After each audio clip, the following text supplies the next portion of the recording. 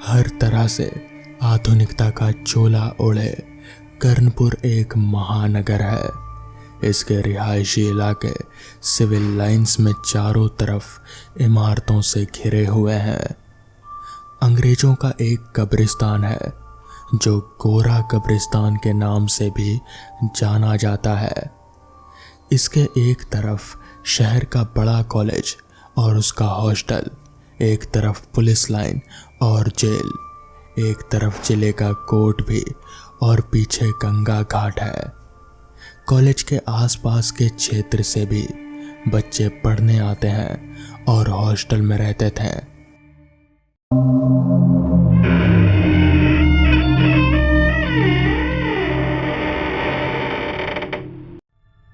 शिवम और ऋषभ भी पास के गांव से उसी कॉलेज में पढ़ने आए थे। हॉस्टल में अपने कमरे में सामान सेट करके दोनों पलंग पर लेट गए। जल्दी ही नींद ने उन्हें आ घेरा। आंखें जब खुली उनकी तो देखा कि शाम ढल चुकी थी। उठकर उन्होंने कुछ खाने की सोची, लेकिन कुछ भी नहीं था। फिर दोनों बाहर निकले कुछ खाने के लिए।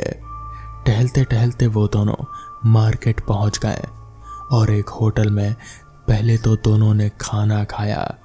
फिर थोड़ी देर तक मार्केट में टहलते रहे। फिर दोनों टहलते टहलते गंगा किनारे पहुंचे और वहीं घाट पर बैठकर रात का मज़ा लेने लगे। रात जब और गहराने लगी तो दोनों वापस हॉस्टल की तरफ लौटने लगे। पुलिस लाइन से आगे बढ़ते हुए कब्रिस्तान पार कर वो लोग हॉस्टल आ गए। कमरे में आकर दोनों बातचीत करने लगे। यार कितनी अच्छी और बड़ी मार्केट है यहाँ, शिवम बोला। हाँ यार, एक से एक दुकान है और एक से एक बढ़कर होटल भी है। खाना भी अच्छा था और सस्ता भी, ऋषभ बोला। हाँ यार, गंगा किनारे तो मज़ा ही आ गया। ठंडी हवा के साथ बहता पानी, खोया हुआ सा शिवम बोला। शिवम, तुमने देखा कि ये हमारे हॉस्टल के बगल में 4 दीवारी में कुछ है, लेकिन दीवार बड़ी ऊंची है, दिखा नहीं। शायद कोई पार्क है, ऋषभ बोला। हो सकता है, कल देखेंगे क्लास खत्म होने के बाद, शिवम ने कहा। दूसरे दिन दोनों सुबह जल्दी ही उठकर कॉलेज जाने को तैयार हो गए। कॉलेज में आज उनका पहला दिन था, इसलिए वो क्लास शुरू होने से पहले ही कॉलेज पहुंच गए। दोपहर तक उनकी सभी क्लास खत्म हो गए थे। थोड़ी देर और रुकने के बाद वो लोग हॉस्टल आ गए। दोपहर का खाना खाकर दोनों आराम करने लगे। शाम होते होते दोनों लोग जग गए, फिर अपनी पढ़ाई करने लगे। रात का खाना खाकर दोनों लोग बाहर घूमने निकले। घूमते घूमते फिर दोनों लोग घाट पर पहुंच गए और किनारे पर बैठकर ठंडी हवा का मज़ा लेने लगे।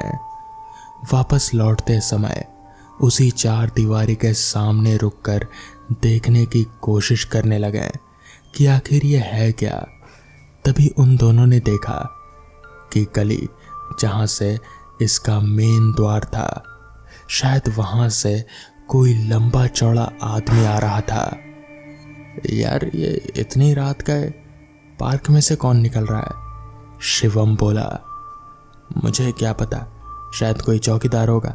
चल, हमें क्या करना है, ऋषभ शिवम को चलने का बोलकर आगे बढ़ गया। अरे तू अभी भी रुका है, अब उस आदमी से मिलकर ही चलेगा क्या?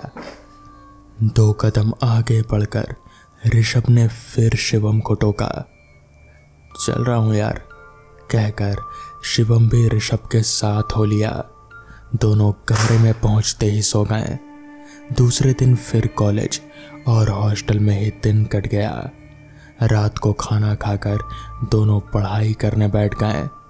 काफ़ी देर पढ़ने के बाद दोनों दिन भर के बारे में बातचीत करने लगे कि तभी लाइट चली गई। गर्मी से दोनों का कमरे में बुरा हाल होने लगा, तो ये तय हुआ कि थोड़ी देर बाहर घूम कर आया जाए। टाइम देखा तो रात के करीब 2 बज रहे थे। दोनों हॉस्टल से निकलकर बाहर सड़क पर आ गए। अभी थोड़ा आगे बढ़े ही थे कि दोनों फिर से कल रात वाला आदमी देख लिए, लेकिन वो अब उस पार्क से बाहर नहीं बल्कि अंदर जा रहा था। लगता है ये इस जगह का चौकीदार ही है, समझा, और ये यहीं रहता होगा अंदर। लेकिन यार उसके कपड़ों से तो ऐसा नहीं लगता कि चौकीदार होगा। तूने देखा नहीं कैसे अंग्रेजों जैसे कपड़े पहने हुए हैं, और जूते भी। कोई भी चौकीदार ऐसे कपड़े तो नहीं पहनता है। शिवम ने कुछ आशंका जताते हुए कहा। यार वो चौकीदार ही है, छोड़ ना, तुझे क्या करना है, दोस्ती करनी है क्या, या फिर चौकीदार की नौकरी करनी है? ऋषभ थोड़ा खींचता हुआ बोला। नहीं यार, करना कुछ नहीं है, बस इतनी रात में उसे देखकर थोड़ा अजीब लगा। इतनी रात में कौन टहलता है? अरे भाई, गर्मी इतनी है, हो सकता है कि गर्मी की वजह से बाहर निकला हो हवा खाने के लिए हमारी ही तरह। ऋषभ बोला। शिवम ने हाँ में गर्दन हिलाई। तभी लाइट आ गई और दोनों वापस हॉस्टल लौट गए। ऐसे ही कॉलेज में बिजी होने की वजह से 3-4 दिन दोनों बाहर घूमने नहीं निकले। शनिवार को दोपहर में कॉलेज छूटते ही दोनों अपने गांव के लिए निकल गए। दूसरे दिन वापस लौटते लौटते आधी रात हो चुकी थी। दोनों जब पुलिस लाइन से आगे 4 दीवारी के पास पहुंचे तो उन्होंने देखा कि एक लड़की खड़ी हुई है उसी 4 दीवारी से सटकर। दोनों सोचने लगे कि आखिर इतनी रात में ये लड़की है कौन जो यहाँ इस तरीके से खड़ी है। उन्होंने देखा तो वो लड़की बहुत ही सुंदर थी। उसने एक लंबा फ्रॉक नुमा कपड़ा पहना हुआ था। उसे देखकर ही लग रहा था कि कोई अंग्रेज घर की लड़की है। दोनों जब उसके पास से निकले तो उन्होंने एक अजीब सी ठंडक को महसूस किया, लेकिन वो लड़की से बिना कुछ बोले ही आगे बढ़ गए। अपने हॉस्टल की गली में मुड़ने से पहले दोनों ने पलटकर उस लड़की को देखा, लेकिन वो लड़की अब वहां से गायब थी। दोनों को लगा कि शायद चली गई होगी। दोनों बहुत थके हुए थे, इसलिए कमरे में पहुंचकर सो गए। अब अक्सर रात में वो दोनों जब बाहर घूमने निकलते हैं तो कभी वो चौकीदार तो कभी वो लड़की उन्हें दिख ही जाती। कभी कभी रात में तो उन्हें 4 दीवारी के अंदर रोशनी भी दिखती थी और लगता था कि कोई अंदर है।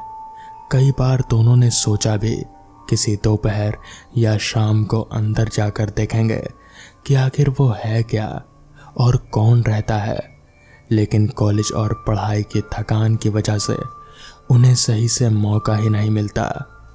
एक रात फिर वो दोनों घूमने निकले तो उन्होंने फिर उसी चौकीदार को देखा। इस बार दोनों ने तय किया कि पास जाकर उससे बात करेंगे। जैसे ही दोनों ने पास जाकर उस आदमी से कहा, अंकल अंकल जी सुनिए, वैसे ही वो आदमी गायब हो गया। अब तो दोनों की सिट्टी बिट्टी गुम हो गई और दोनों ने हॉस्टल तक दौड़ लगा दी। हॉस्टल पहुंचकर दोनों अपने कमरे में दुबक गए। यार वो क्या था? अचानक ऐसे गायब हो गया और कहाँ गायब हो गया? ऋषभ ने डरते हुए पूछा। मुझे लग रहा है कि कोई भूत था, तभी तो एकदम से गायब हो गया, शिवम बोला। मतलब हम जिस आदमी को देखकर चौकीदार समझते थे वो इंसान नहीं बल्कि भूत है। अभी भी ऋषभ डरते हुए बोला। हो सकता है, शिवम ने सोचते हुए कहा। अब तो पक्का कल चलकर देखना ही पड़ेगा कि आखिर वो जगह है क्या। शिवम ने आगे बोला। नहीं यार, मैं नहीं जाऊंगा, तू अकेले ही जाकर पता करना, मुझे डर लग रहा है। ऋषभ रुआंसा सा होकर बोला। अरे यार, रात में चलकर पता करने के लिए कौन कह रहा है, दिन में चलेंगे देखने के लिए। डर तो मुझे भी लग रहा है, लेकिन मैं पता करके रहूंगा कि आखिर वो है क्या। दूसरे दिन कॉलेज छूटते ही शिवम जबरदस्ती ऋषभ को लेकर वहां पहुंचा। ऋषभ ऋषभ देख, यहाँ पर ये सब शिलालेख है, देख इस पर क्या लिखा है। शिवम बोला। शिलालेख पढ़कर शिवम बोला, यार ये तो कोई अंग्रेजों का कब्रिस्तान है जो 1750 में बना था और अब एक संरक्षित धरोहर है। क्या कब्रिस्तान है? मतलब हम कब्रिस्तान के बगल में रहते हैं और रोज इसी के सामने टहलते हैं? डरते डरते ऋषभ बोला, लेकिन यार यहाँ तो कभी कोई लाश को आते नहीं देखा हम लोगों ने। शिवम थोड़ा आश्चर्यचकित होते हुए बोला, चल इसके गेट पर चलकर देखते हैं, शायद कुछ पता चले। शिवम ऋषभ को खींचते हुए बोला। दोनों कब्रिस्तान के गेट पर पहुंचे तो उन्होंने देखा कि गेट पर भी एक बोर्ड लगा था जिस पर कब्रिस्तान खुलने का समय लिखा हुआ था, सुबह 10 से शाम 4 बजे। दोनों डरते डरते अंदर गए। देखा पूरे कब्रिस्तान में अलग अलग तरह की कब्र बनी हुई है। हर कब्र पर खूबसूरत चित्र या मूर्तियां बनी हुई है।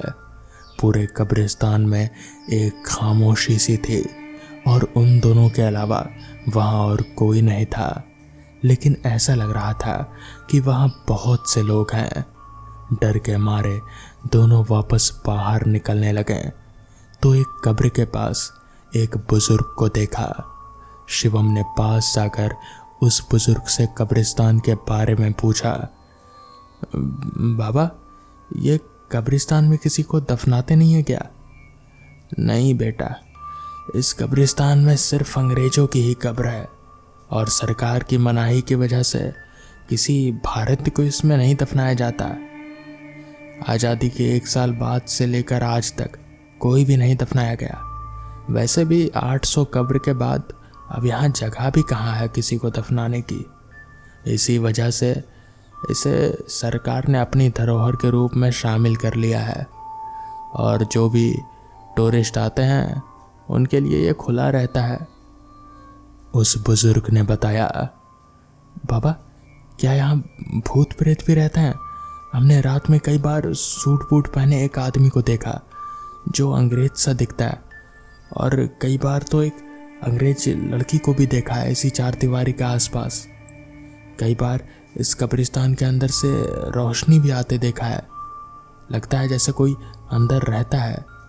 शिवम ने कहा, बाबा कल जब हमने उस अंग्रेज से दिखने वाले आदमी को अंकल कहकर पुकारा तो वो गायब हो गया। ऋषभ अपनी बड़ी बड़ी आंखें कर कर बोला, बेटा मैं यहाँ रहता तो हूँ लेकिन मैंने खुद तो कभी नहीं देखा, लेकिन कुछ दिन कभी कभी कब्रिस्तान के अंदर से बहुत लोगों के होने का एहसास होता है मुझे।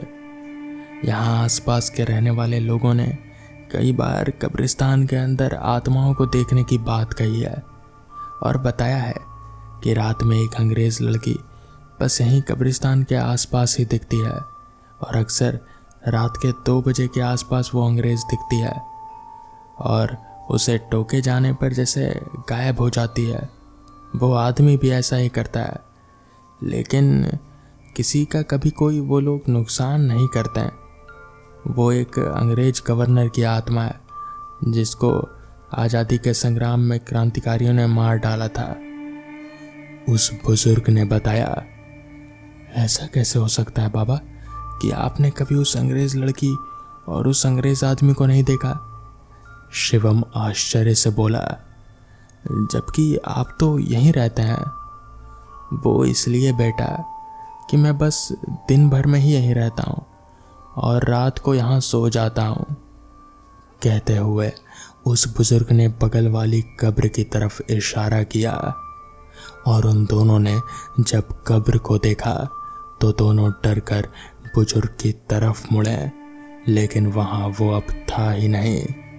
दोनों वहाँ से सिर पर पैर रखकर भागे। वो कब्र लेफ्टिनेंट कर्नल स्टीफन की थी और उस कब्र पर उसी बुजुर्ग की मूर्ति बनी हुई थी जो ऋषभ और शिवम से बात कर रहा था। उसकी मृत्यु सन 1750 में लिखी हुई थी। वो कब्र उसी के नाम और उसकी मृत्यु के बाद ही बनी थी और पहली कब्र भी उस कब्रिस्तान में उसी की थी। तो दोस्तों, ये थी आज की पहली कहानी। तो चलिए बढ़ते हैं आज की दूसरी कहानी की ओर। कई साल पहले की बात है। मैं जोधपुर के एक छोटे से गांव में प्राइमरी स्कूल में टीचर था। मेरे साथ उसी स्कूल में 5 टीचर और थे। उन लोगों की शादी हो चुकी थी और उनका अपना अपना परिवार था और मैं कुंवारा था। मेरी शादी नहीं हुई थी। सब लोग गांव में मकान भाड़े पर लेकर रहते थे और मैं स्कूल के पास ही एक छोटा सा अलग कमरा बना हुआ था जिसमें मैं अकेला ही रहता था। स्कूल के चारों ओर खेत और झाड़ियाँ थी। स्कूल गांव से थोड़ी दूरी पर था। स्कूल में बिजली नहीं थी और मैं अकेला अपने कमरे में लालटेन जलाकर खाना बनाता और खाकर सो जाता। एक बार मेरे एक दोस्त ने बोला कि आप अपना टाइम कैसे निकालते हो? कल से हम लोग खाना खाने के बाद रात में आपके पास आ जाया करेंगे। थोड़ा हंसी मजाक और टाइम पास भी हो जाएगा। दूसरे दिन स्कूल से छुट्टी होने के बाद घर जाकर खाना वाना खाकर अपने कहे अनुसार मेरे सारे दोस्त रात को 10 बजे तक मेरे घर पर आ गए और हम लोग बातें करने लगे। थोड़ी रात बीत गई, तभी हमारे एक दोस्त ने कहा कि यहाँ पर ना तो बिजली है ना ही टीवी, हम लोग बैठकर यहाँ पर क्या करेंगे? आज हम लोग थोड़ी मस्ती करते हैं। दूसरे दोस्त ने बोला, हम अपने साथ ताश के पत्ते लाए हैं, चलो क्यों ना ताश ही खेलते हैं। हम लोग धीमी लालटेन को जलाकर उसके सामने बैठकर ताश खेलना शुरू कर दिया। थोड़ी देर बाद गर्मी लगने लगी तो हमने सारी खिड़कियां खोल दी तो अच्छी हवा आने लगी और हम लोग ताश खेलने में बिजी हो गए। तभी हमारे तीसरे दोस्त ने बोला कि उसके पास बीड़ी है और माचिस भी है, बोलो तो बीड़ी सुलगाएं। हम लोगों ने तो बोला क्यों नहीं। हमारे दोस्त ने 4 बीड़ी जलाई। सबने एक एक बीड़ी अपने हाथ में ले ली। तभी एक दोस्त ने कहा, अरे मुझे तो पिलाओ। हमने हंसकर बोला, क्या मजाक कर रहे हो, अभी तो बीड़ी थी तुम्हारे हाथ में। तो उसने बोला, नहीं तो मुझे तो कोई बीड़ी नहीं मिली। हमको लगा कि ये मजाक कर रहा है और हमने ये बात हंसी में टाल दी। दूसरे दिन मेरे दोस्त लोग मेरे घर पर फिर से आ गए और बीड़ी ताश के पत्ते खेलने लगे। ये सिलसिला फिर देर रात तक चलता रहा। तभी मुझे लगा कि खिड़की से कोई खड़ा लंबा सा हाथ अंदर आया और मेरी बीड़ी लेकर चला गया। तब मेरे होश उड़ गए, लेकिन उसका चेहरा हमें दिखाई नहीं दिया क्योंकि बाहर अंधेरा था और अंदर लालटेन धीमी चल रहे थे। ये घटना 4-5 दिन तक मेरे साथ होती रही। तो मैंने छठे दिन जब सवेरे दोस्त लोग स्कूल में पढ़ाने आए तो मैंने ये बात सबको बताई। सबने बोला कि हमने भी सुना है कि स्कूल के अंदर किसी टीचर के कारण जहर खाकर आत्महत्या कर ली थी एक बच्चे ने और उसी की आत्मा आज भी स्कूल के आसपास भटकती रहती है। एक दिन एक दोस्त ने बोला, आज हम उससे पूछेंगे कि वो कौन है, क्या पता कोई आदमी हो और हमारी तरह वो भी टाइम पास करने आता हो। हमने कहा ठीक है। रात में मेरे सारे दोस्त मेरे घर आ गए। आज तो 5वां आदमी भी खिड़की से अंदर आकर बैठ गया। साथ में ताश खेला और बीड़ी भी पिया। जब खेल खत्म हो गया तो वो खिड़की से बाहर जाने लगा। तभी मैंने आवाज़ दी, कल फिर आओगे? उसने कुछ नहीं बोला। इतना सब होने के बाद उससे हमने कोई नुकसान नहीं पहुंचाया और ना ही हमने उसे कोई नुकसान पहुंचाया। हमारे एक दोस्त ने उसके मुंह पर टॉर्च जलाई तभी मैंने उसका टॉर्च पकड़ा और नीचे कर दिया, लेकिन टॉर्च के सामने हम दोनों ने उसका थोड़ा बहुत चेहरा देख लिया था। वो बहुत ही काला सा आदमी था, मटफैली सफ़ेद रंग की धोती और मुंह पर बहुत सारे चेचक के निशान थे। सब लोग बहुत डर गए। सबने बोला कि चलो गांव वालों को बताते हैं। हमने किसी को कुछ नहीं बताया, क्योंकि अगर हम ऐसा करते तो स्कूल बंद हो जाता। कोई भी गांव वाला अपने बच्चे को पढ़ने के लिए स्कूल में नहीं भेजता। तभी मेरे एक दोस्त ने बोला, चलो जहाँ पर ये जलाया गया था वहाँ पर बीड़ी, माचिस, ताश के पत्ते रख देते हैं, क्या पता इसको इन चीज़ों में दिलचस्पी हो। दूसरे दिन हम लोगों ने ऐसा ही किया, तो रात में वो अंदर खेलने नहीं आया। हम लोग ऐसा 4-5 दिन में एक बार रख कर आते थे। एक बार गांव वालों ने देख लिया और पूछा तो हमने सारी बातें बता दी। तब से आज भी वहाँ पर गांव वाले बीड़ी, माचिस, ताश के पत्ते हफ्ते में एक बार ज़रूर चढ़ाते हैं। और आज भी वो आत्मा किसी को परेशान नहीं करती, मगर वो क्या चाहती है यह आज तक किसी को नहीं पता चला। कहते हैं कि वो भटकती रहती है, बस किसी को नुकसान नहीं पहुंचाती। पता नहीं उसे मुक्ति कैसे मिलेगी, ये तो कोई नहीं जानता, मगर हाँ, सब ये जानते हैं कि वो एक अच्छी आत्मा है और वो किसी को भी कभी भी कोई नुकसान नहीं पहुंचाएगी। ये जानने के बावजूद भी गांव वाले अपने बच्चे को स्कूल में भेजते हैं पढ़ने के लिए, यही बड़ी बात है। तो दोस्तों, ये थी आज की कहानियाँ। अगर आपको ये कहानियाँ पसंद आई हो तो वीडियो को लाइक और चैनल को सब्सक्राइब करना ना भूलें। तो मैं आपका दोस्त आर्यन जल्द ही मिलूँगा आपसे ऐसी ही नई कहानियों के साथ। तब तक के लिए अपना ख्याल रखें।